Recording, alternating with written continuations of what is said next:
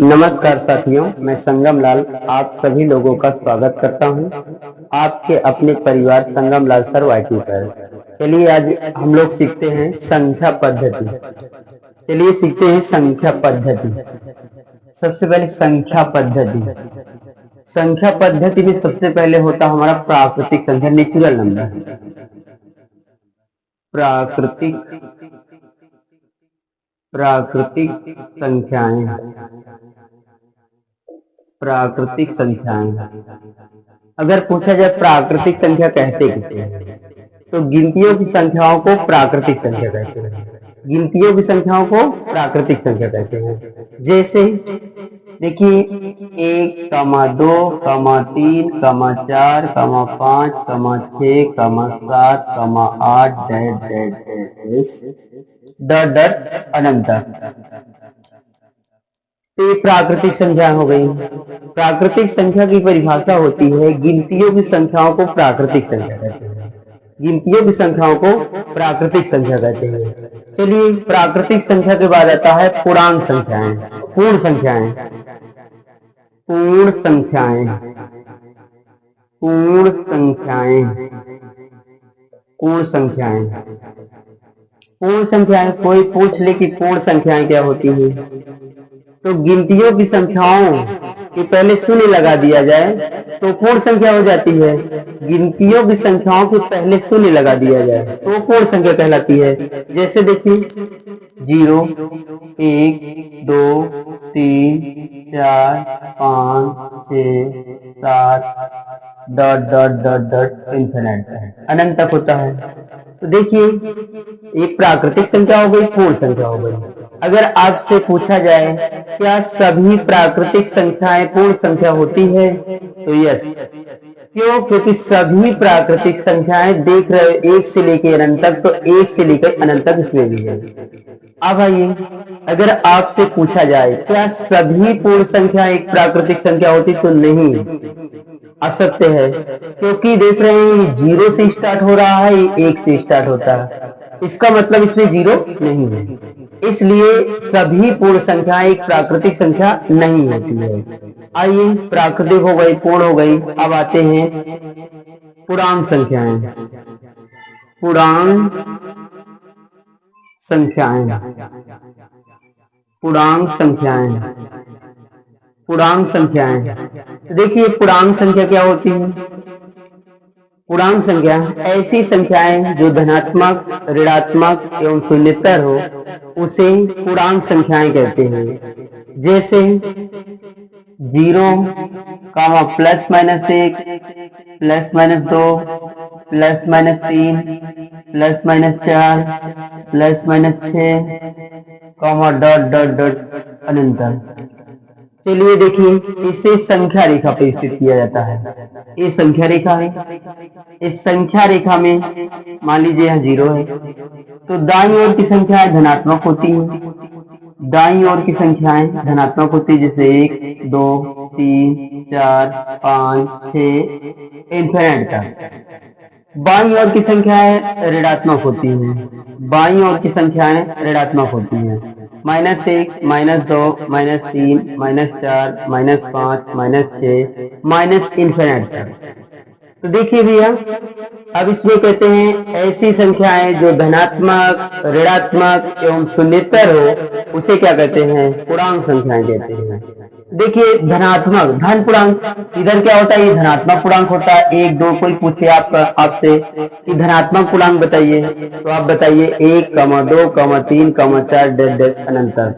अगर कोई ऋणात्मक पूर्णांक पूछा जाए तो पूछिए, बताइए आप -1, -2, -3, -4 अनंत। अगर आपसे कहा जाए क्या 0 धन पूर्णांक है या ऋण पूर्णांक है, ना तो धन पूर्णांक है 0, ना ही ऋण पूर्णांक है।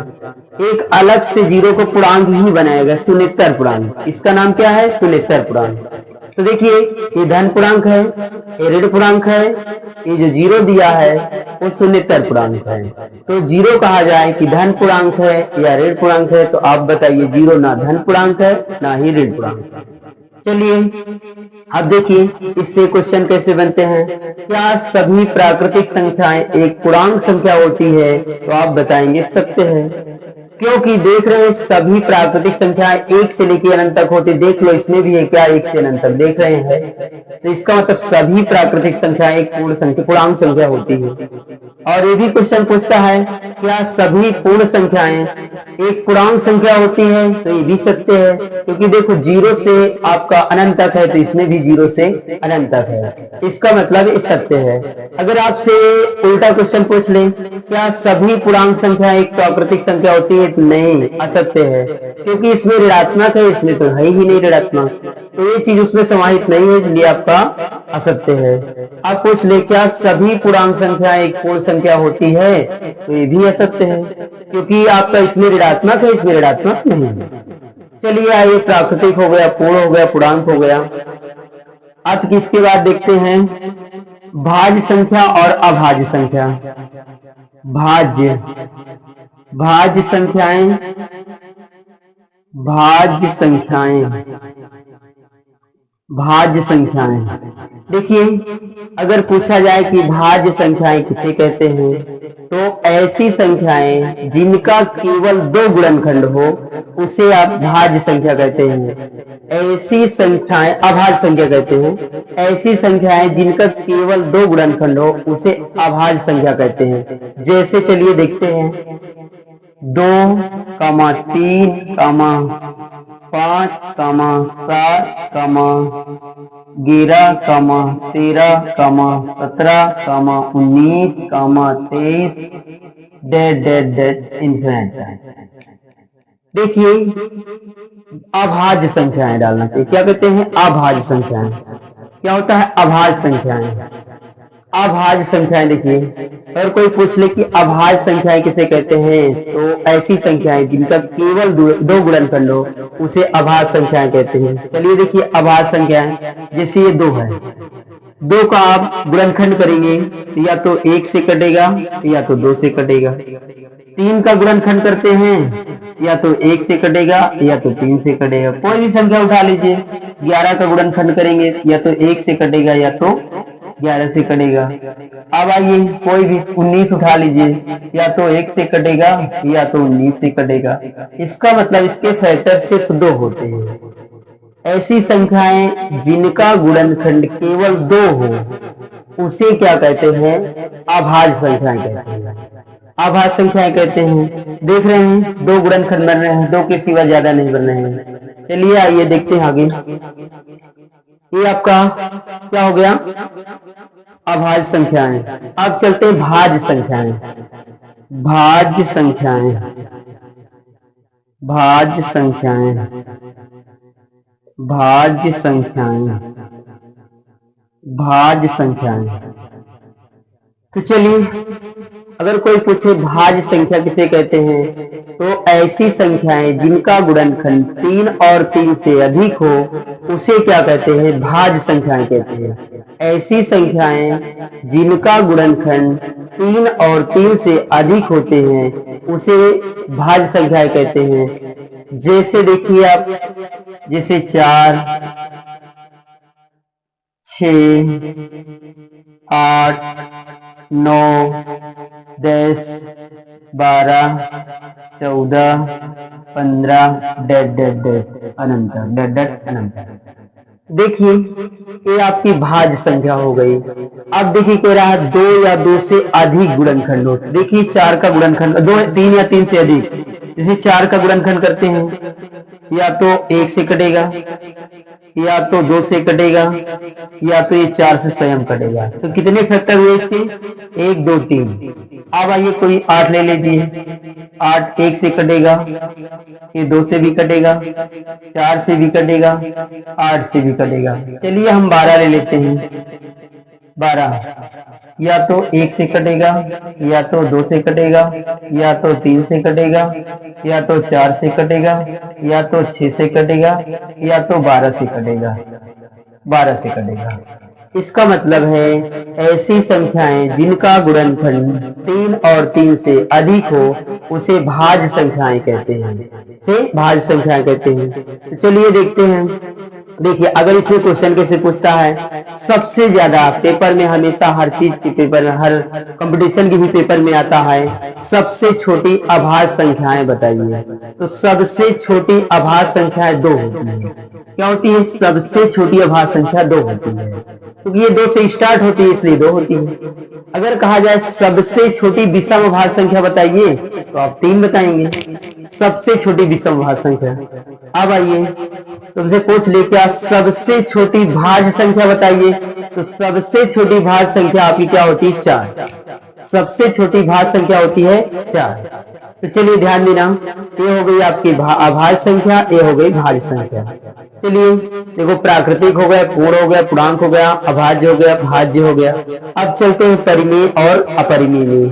देखिए सबसे पहले इसमें भी क्वेश्चन बनते हैं, क्या सभी अभाज्य संख्याएं एक प्राकृतिक संख्या होती है? क्या सभी अभाज्य संख्याएं एक प्राकृतिक संख्या होती? सत्य है, क्योंकि देखो 2, 3, 5, 7 तो इसमें तो मिल ही रहा है सब 2, 3, 5, 7।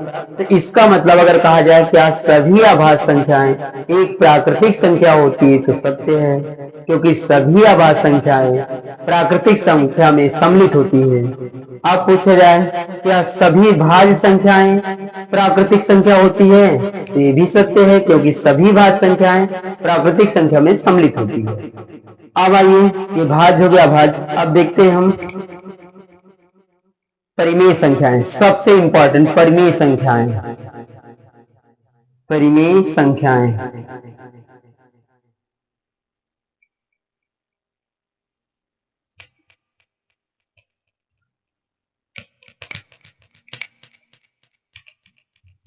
परिमेय संख्याएं परिमेय संख्याएं परिमेय संख्याएं देखिए परिमेय संख्या क्या होती है। सबसे पहले इसकी परिभाषा होती है, ऐसे पूर्णांक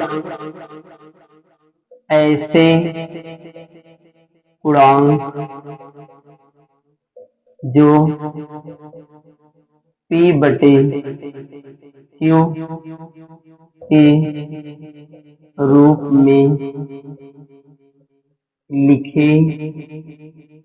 के रूप में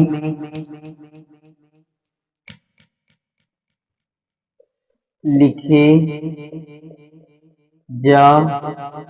सके, ऐसे पूर्णांक जो P बटे Q के रूप में लिखे जा सके, अर्थात Q नॉट इक्वल 0 हो,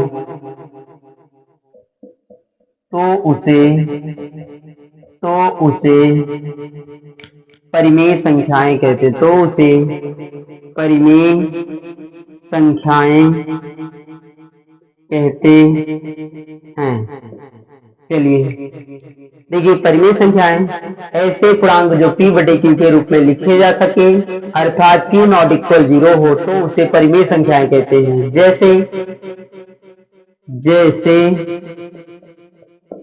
जैसे आपका होता है 0 एक परिमेय संख्या होती है, क्योंकि 0 के बटे हम 1 कर सकते हैं। एक P बाई Q होता है। अब ये कह रहा हमारे सवाल में Q नॉट इक्वल 0 होना चाहिए, यानी Q का मान 0 नहीं होना चाहिए, चाहे P का मान 0 हो, इससे कोई दिक्कत नहीं है। तो इसका मतलब 0 एक परिमेय संख्या है। 1 भी है, 2 भी है, 3 भी है, 4 भी है, डेड जो भी पूर्ण संख्या होती है सब परिमेय होती है।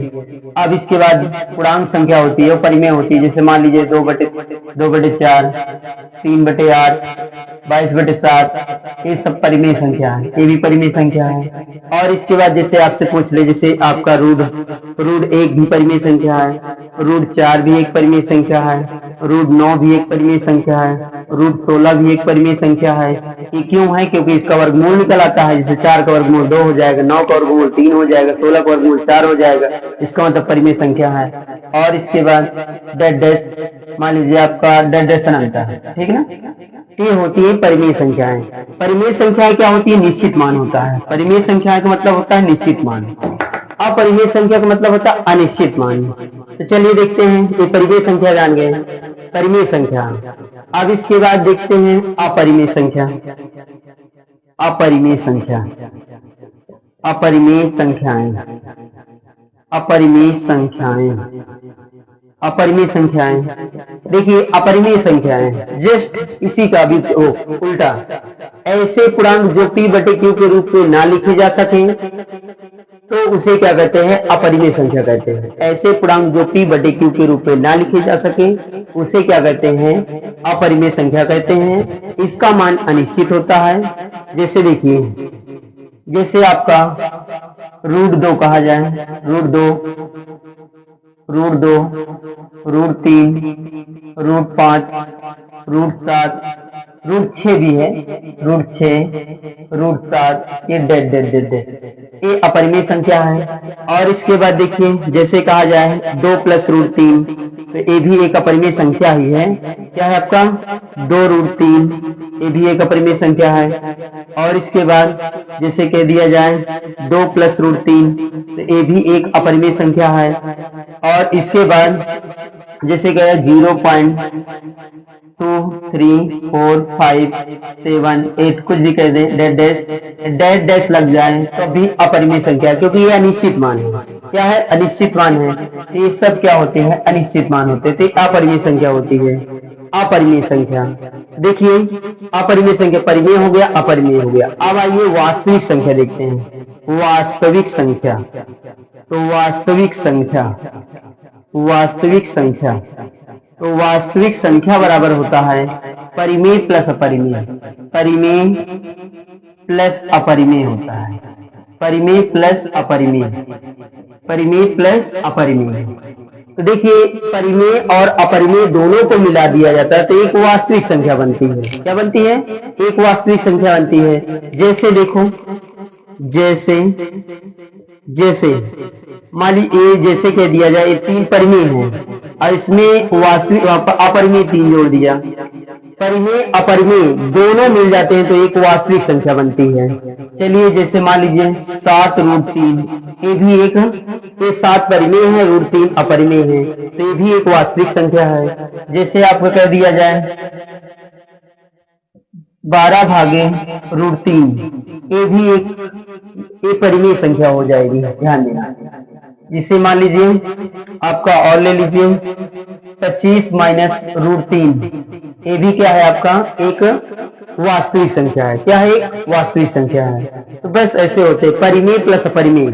अगर परिमेय अपरिमेय दोनों को मिलाकर कोई संख्या बनी है तो वो वास्तविक संख्या होती है। चलिए इसमें कुछ क्वेश्चन बनते हैं, 9th में रहते हैं। जिस देखिए पूछेगा, क्या सभी परिमेय संख्या एक वास्तविक संख्या होती है? क्या सभी परिमेय संख्या एक वास्तविक संख्या होती है? सत्य है, क्योंकि इसमें परिमेय ही सम्मिलित है। और ये सत्य है क्योंकि सभी परिमेय संख्या वास्तविक संख्या में सम्मिलित होती है। अब आइए ये पूछे, क्या सभी अपरिमेय संख्या एक वास्तविक संख्या होती है? बिल्कुल सत्य है, क्योंकि सभी अपरिमेय संख्या वास्तविक संख्या में सम्मिलित है। अब इससे पूछे उल्टा, जिसे कह दिया जाए क्या सभी वास्तविक संख्याएं अपरिमेय संख्या है? नो, असत्य है, क्योंकि इसमें परिमेय तो है मगर अपरिमेय सम्मिलित नहीं है, इसलिए नहीं है। अगर ये पूछा जाए क्या सभी वास्तविक संख्या अपरिमेय संख्या होती है, तब भी असत्य है, क्योंकि इसमें अपरिमेय है मगर परिमेय नहीं सम्मिलित है। जिसके लिए कहे वो पूर्ण रूप से उसमें समाहित हो जाए तो परिमेय होती है। ठीक है, वास्तविक संख्या होती है या परिमेय होती है, अपरिमेय होती है। तो चलिए देखते हैं, उम्मीद करते हैं आप लोगों को समझ में आया होगा। Thank you.